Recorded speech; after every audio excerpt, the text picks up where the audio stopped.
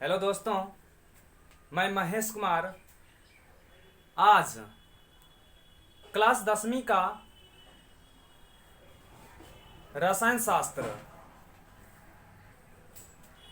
जो अध्याय का नाम है रासायनिक अभिक्रिया एवं समीकरण। आज हम रासायनिक समीकरण जो दो प्रकार के होते हैं उसके बारे में हम जानेंगे। तो मेरा फर्स्ट वीडियो में रासायनिक अभिक्रिया और रासायनिक समीकरण के बारे में बताए थे। अब हम रासायनिक समीकरण दो प्रकार के होते हैं और दो प्रकार कौन कौन होते हैं तो हम फर्स्ट वीडियो में मैंने बताया। एक होता है संतुलित रासायनिक समीकरण, एक होता है असंतुलित रासायनिक समीकरण। तो संतुलित रासायनिक समीकरण किसे कहते हैं और असंतुलित रासायनिक समीकरण किसे कहते हैं, हम इन सब के बारे में जान लेते हैं। तब उसके बाद रासायनिक समीकरण को किस तरह से संतुलित किया जाता है वो हम जानेंगे। तो रासायनिक समीकरण संतुलित समीकरण किसे कहते हैं? तो संतुलित समीकरण है ऐसा रासायनिक समीकरण अभिकारक और उत्पादों में प्रत्येक तत्व के परमाणु संख्या बराबर हो। ऐसे रासायनिक समीकरण जिसमें अभिकारक और उत्पादों की परमाणु संख्या क्या हो, बराबर हो। तो आप कह सकते हैं कि अभिकारक मतलब क्या होता है और उत्पाद मतलब क्या होता है। हम फर्स्ट वीडियो में अभिकारक के बारे में भी चर्चा किए हैं और उत्पाद के बारे में भी चर्चा किए हैं कि अभिकारक जैसे यहाँ पर एग्जांपल दिए हैं Zn प्लस H2SO4 और है ZnSO4 प्लस H2O। तो ये जो Zn प्लस H2SO4 ये मेरा काम कर रहा है अभिकारक का। किसका काम कर रहा है? अभिकारक का। जो बाद में इधर बनता है जो उत्पाद हमको होता है इसी को हम क्या कहते हैं? उत्पाद कहते हैं। तो यहाँ कहता ये समीकरण हुआ, ये क्या हुआ? समीकरण। तो कहता ऐसा रासायनिक समीकरण, ये समीकरण हुआ जिसमें अभिकारक मतलब ये अभिकारक और उत्पादों में, उत्पाद ये हो गया, उत्पादों में प्रत्येक तत्व के परमाणु संख्या मतलब कि अभिकारक और उत्पाद, अभिकारक और उत्पाद के परमाणु संख्या क्या होना चाहिए? बराबर होना चाहिए। तो किस तरह से बराबर होगा ये अभी हम चर्चा करेंगे कि Zn के पास समझते हैं इधर कि Zn है तो यहाँ पर नहीं 2 लगाया गया है, ना ही 3 लगाया गया है, ना ही 4 लगाया गया है, सिर्फ क्या है? Zn है। तो Zn के परमाणु संख्या तो कितना हो जाएगा? 1। तो Zn के परमाणु संख्या कितना हो गया? 1। अब उस उत्पाद हम चेक करते हैं, इधर Zn की परमाणु संख्या कितना था? 1। अब इधर Zn की देखते हैं, इसमें भी कितना है? ऐसा परमाणु संख्या 1 है। तो इधर अभिकारक और उत्पाद में Zn और Zn की परमाणु संख्या कितना आया? 1 आया। अब फिर हाइड्रोजन है H2 इधर क्या है? H दुग है और इधर भी H क्या है? दुग है। यहाँ S क्या है? SO4 और इधर भी क्या है? SO4। तो सबका परमाणु संख्या क्या हुआ? बराबर हुआ। तो वो मेरा क्या कहलाता है? संतुलित समीकरण। कि वैसा रासायनिक समीकरण जिसमें अभिकारक और उत्पादों की परमाणु संख्या बराबर हो उसे रासायनिक समीकरण कहते हैं। एग्जाम्पल ये उतार लेना चाहिए। अब उसके बाद असंतुलित समीकरण किसे कहते हैं? कि वैसा रासायनिक समीकरण जिसमें अभिकारक और उत्पादों की परमाणु संख्या बराबर क्या होती है? नहीं होती है। अभिकारक और उत्पादों की परमाणु संख्या बराबर नहीं होती है, उसे हम क्या कहते हैं? असंतुलित समीकरण। जो परिभाषा है यहाँ, ऐसे रासायनिक समीकरण अभिकारक और उत्पादों में एक या अधिक तत्व के परमाणुओं की संख्या असमान हो उसे असंतुलित समीकरण कहते हैं। तो उसमें परमाणु संख्या क्या हो, समान नहीं हो, उसे हम क्या कहते हैं, असंतुलित समीकरण कहते हैं। एग्जाम्पल Mg प्लस O2 बना के दिया क्या, MgO, मतलब मैग्नीशियम और ऑक्साइड, ये दोनों अभिकारक हुआ और ये उत्पाद मेरा क्या हुआ, Mg मैग्नीशियम ऑक्साइड। हम समझते हैं कि ये अभिकारक और क्या उत्पाद में परमाणु संख्या समान असमान हो, क्या हो, असमान हो। तो देखते हैं मैग्नीशियम का परमाणु संख्या कितना है, यहाँ पर नहीं कुछ है तो 1 है, और यहाँ ऑक्सीजन कितना है, 2 है। अभिकारक मैग्नीशियम की संख्या 1, तो उत्पाद में देखते हैं मैग्नीशियम की संख्या यहाँ कितना है, 1। अच्छा, और यहाँ ऑक्सीजन का परमाणु संख्या कितना है, 2, और यहाँ ऑक्सीजन का परमाणु संख्या कितना है, 1। तो दोनों, इसमें ऑक्सीजन 2 है और इसमें कितना है, 1 है। तो दोनों का परमाणु संख्या क्या हुआ, अभिकारक और उत्पाद की परमाणु संख्या बराबर नहीं है। तो ये समीकरण क्या कहलाता है, असंतुलित समीकरण कहलाता है। अब हम असंतुलित समीकरण और संतुलित समीकरण मतलब जानते हैं। असंतुलित समीकरण को संतुलित किस तरह किया जाता है, इससे पहले कुछ हम चर्चा भी करते हैं, तब उसके बाद चलते हैं कि संतुलित समीकरण को, असंतुलित समीकरण को संतुलित करना क्यों आवश्यक होता है। ये क्वेश्चन बनता है कि असंतुलित समीकरण को असंतुलित करना क्यों आवश्यक है। तो ये हम बाद में जानेंगे, वीडियो में बना रहिए। सबसे पहले हम समीकरण को, असंतुलित समीकरण को संतुलित किस तरह किया जाता है, इस पर हम पहले चर्चा करेंगे। अब हम असंतुलित समीकरण को संतुलित किस प्रकार किया जाता है वो हम जानेंगे। तो सबसे पहले संतुलित असंतुलित समीकरण को संतुलित करना कैसे होता है ये हम पहले जानते हैं। कि कोई समीकरण दिया रहेगा, जैसे सबसे पहले हम ये जान लेते हैं कि अभिकारक और उत्पाद दोनों का परमाणु संख्या क्या होना चाहिए, समान होना चाहिए, तब मेरा कौन समीकरण कहलाता है, संतुलित समीकरण कहलाता है। जिसमें अभिकारक और उत्पाद की परमाणु संख्या समान हो, उसे हम क्या कहते हैं, संतुलित समीकरण कहते हैं।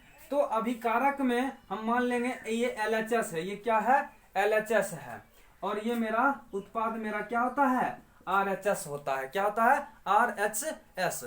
तो अब हम ये जब जान लिए हैं तो हमको बनाने में क्या होगा, आसान होगा। हम एक एग्जांपल लेते हैं सबसे पहले।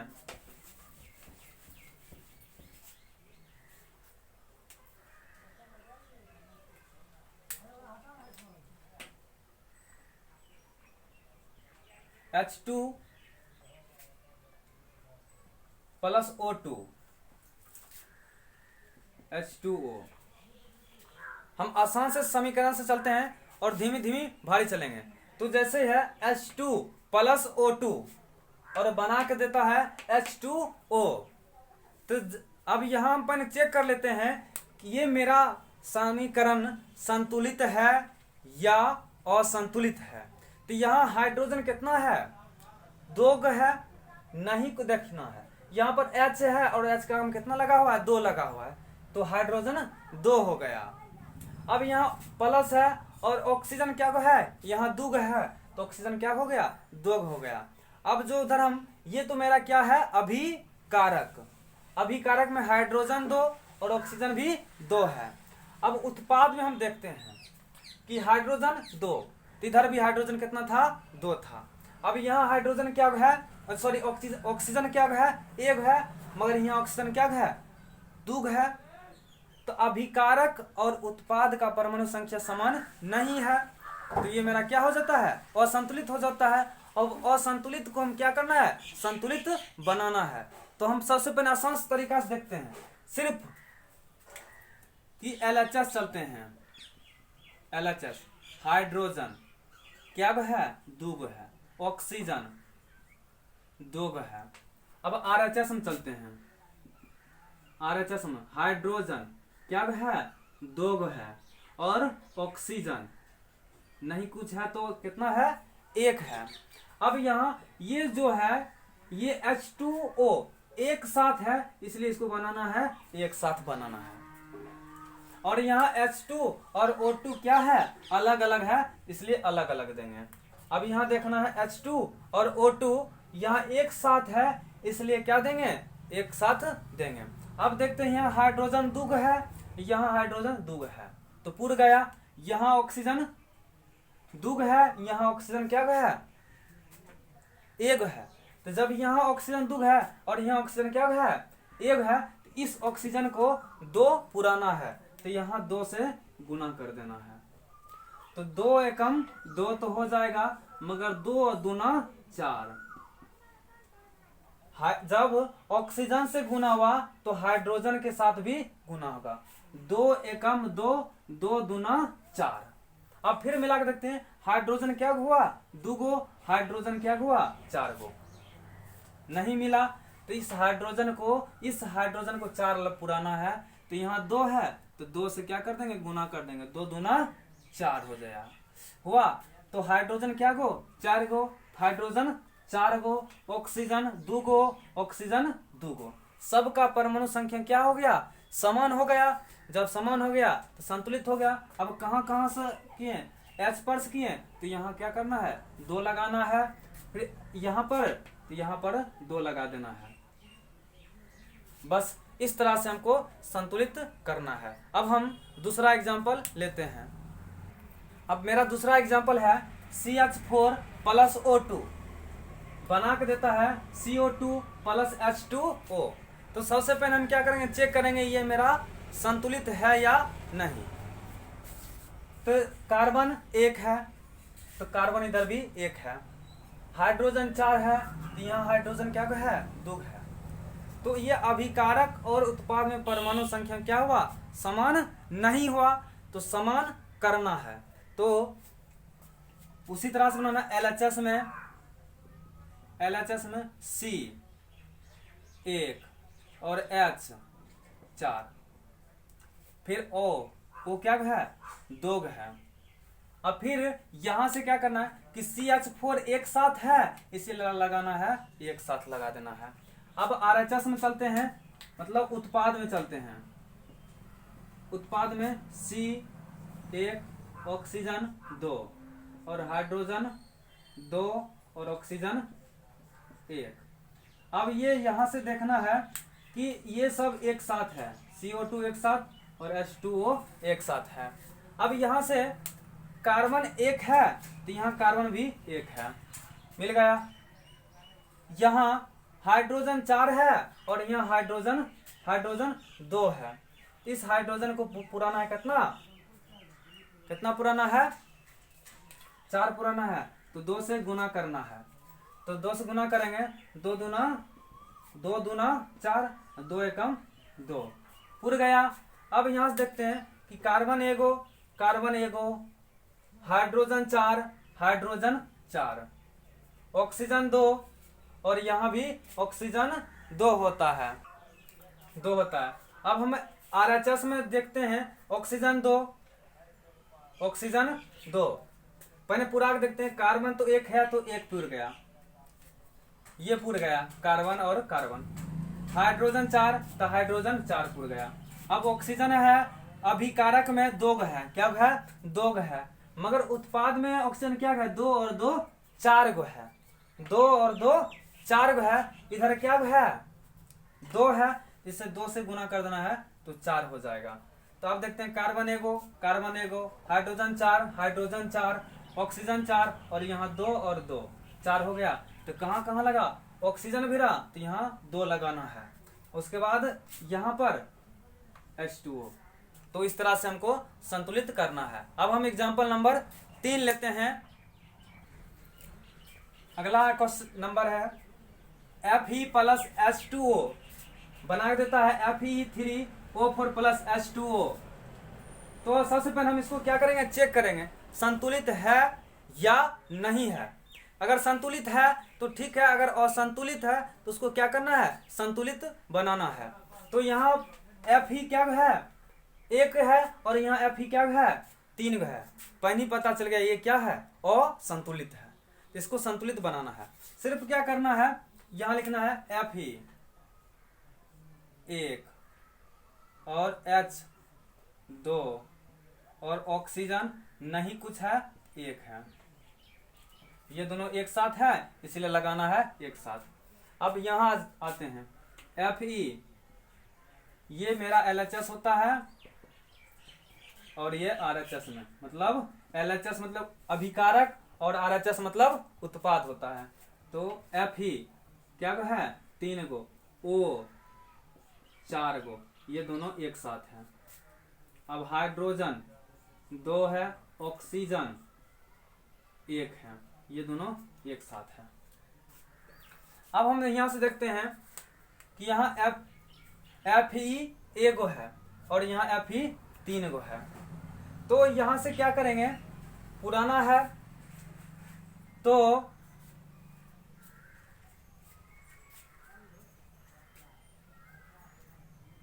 यहां से हाइड्रोजन पहले पूरा लेता है। हाइड्रोजन 2, ऑक्सीजन 4 गो है, यहाँ एक 5 गो है। तो किस तरह से, तो यहाँ से पुराना है, यहाँ क्या है, 1 है और यहाँ 3 गो है, इसको 3 पुराना है, तो यहाँ लगाना है 3, तो ये आ गया 3। तो Fe 3 हुआ, बराबर की साइड भी Fe 3 हो गया। हाइड्रोजन यहाँ 2 है, हाइड्रोजन भी यहाँ 2 है। ऑक्सीजन यहाँ 1 है और यहाँ 1 मिला 5, तो यहाँ 4 है, तो यहाँ 4 से पहले गुना कर लेते हैं। तो 4 दूना 8 हो गया।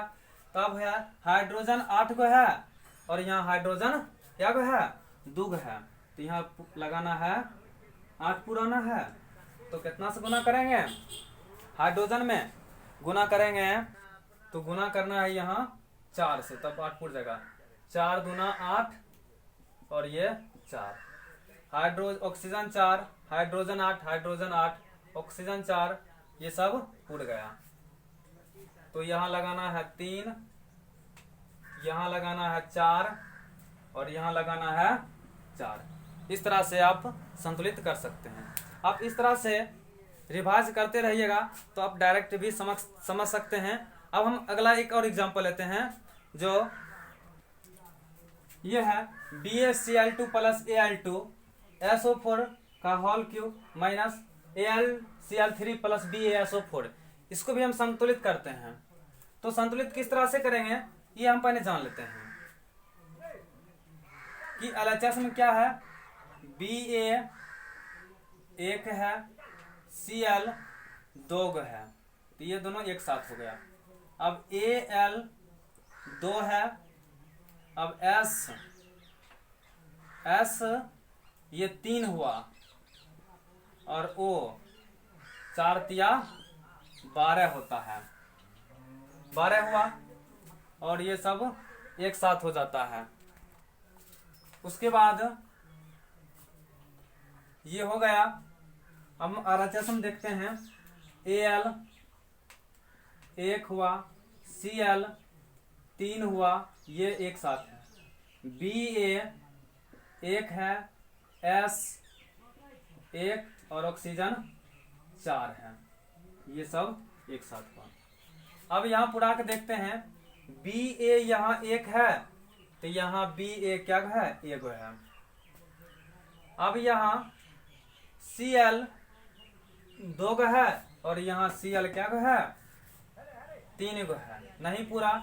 और यहाँ Al 2 है, यहाँ Al क्या है, 1 है, Al को 2 पुराना है, तो 2 से गुना करना है, तो यहाँ हो जाएगा 2, यहाँ Al 2 और यहाँ भी Al, अब इससे भी गुना होगा 6 हो जाएगा। कितना हो जाएगा, 6 हो जाएगा। Cl कितना हो गया, 6 हो गया। अब उसके बाद क्या करेंगे, यहाँ से आप इस तरह से इसको बना सकते हैं। अगर नहीं बनेगा तो कमेंट बॉक्स में लिखिए और इसका सॉल्यूशन हो जाएगा। अब हम कुछ परिभाषा भी जान लेते हैं। आप इसी तरह से रासायनिक और संतुलित समीकरण को संतुलित करते रहिएगा तो आपको प्रैक्टिस हो जाएगा, और प्रैक्टिस जब आपको हो जाएगा तो आप मन से भी बना सकते हैं। आपको ये करने की जरूरत भी नहीं होगा, आप बना भी सकते हैं। इसी तरह से 2-3 एग्जाम्पल मिला है, ये बना के देखो, नहीं बनेगा तो आके कमेंट बॉक्स में लिखिए, ये इसका सलूशन हो जाएगा। अब हम कुछ परिभाषा के बारे में भी जान लेते हैं। हम बताए थे कि समीकरण को संतुलित करना क्यों आवश्यकता होता है? तो समीकरण को संतुलित करना आवश्यकता द्रव्यमान संरक्षण के नियम के अनुसार होता है। द्रव्यमान, ये आपको बोर्ड में पूछ सकता है ऑब्जेक्टिव कि समीकरण को संतुलित करना क्यों आवश्यक होता है, तो आपका जवाब क्या होना चाहिए? द्रव्यमान संरक्षण के नियम के अनुसार। तो द्रव्यमान संरक्षण आप सब 9th में पढ़े होंगे कि द्रव्यमान संरक्षण में होता क्या, ना ही तत्व के द्रव्यमान ज्यादा हो सकता है, ना ही कम हो सकता है। जितना है उतना ही रहेगा। ना ही उसमें मतलब इसका अर्थ होता है ना ही तत्व में द्रव्यमान उत्पन्न किया जा सकता है, ना ही नष्ट किया जाता है। इसके कारण तो यहाँ पर है कि समीकरण को संतुलित करने की आवश्यकता। आप क्वेश्चन वहां लिख सकते हैं कि समीकरण को संतुलित करना क्यों आवश्यक है। तो द्रव्यमान संरक्षण नियम के अनुसार किसी भी रासायनिक अभिक्रिया में द्रव्यमान का ना तो निर्माण होता है, ना ही विनाश होता है। अर्थात किसी भी रासायनिक अभिक्रिया के उत्पाद तत्वों के कुल द्रव्यमान के बराबर होता है। मतलब अभिक्रिया में कि अभिकारक और उत्पादों की उसका क्या होता है, कुल द्रव्यमान बराबर होता है। समझने के लिए, अगर अभिकारक का और उत्पाद में अगर अभिकारक का मान लेते हैं, अगर 15 kg है इधर अभिकारक में, तो उत्पादों में भी कितना kg होगा? 15 kg होगा। तो ये नियम किस पर काम कर रहा है? द्रव्यमान संरक्षण पर काम कर रहा है। तो अब यहाँ से कहता है ना ही द्रव्यमान को निर्माण होता है, ना ही विनाश होता है। अर्थात किसी भी रासायनिक अभिक्रिया के उत्पाद तत्वों के कुल द्रव्यमान के बराबर होता है। अभी जस्ट समझे। अतः रासायनिक अभिक्रिया के पहले एवं पश्चात प्रत्येक तत्व की परमाणु संख्या समान होती है। मतलब अभिकारक और उत्पाद की परमाणु की संख्या क्या होती है? समान होती है। इसे समीकरण को संतुलित करना आवश्यक होता है। इसलिए इसको हम क्या करते हैं? समीकरण को संतुलित करना आवश्यकता होता है। आप अच्छा से समझ गए होंगे। आप इसको स्क्रीनशॉट ले सकते हैं। ये सब आपको एक एक बिहार बोर्ड से लड़ना चाहिए और सब लड़ेगा। आप अच्छे से ध्यान दीजिए और मेहनत कीजिए। अब हम अगला चर्चा करेंगे अगला हाथी में कि समीकरण को किस तरह से लिख सकते हैं। तो हम अगला वीडियो में चर्चा करेंगे। अब यहीं तक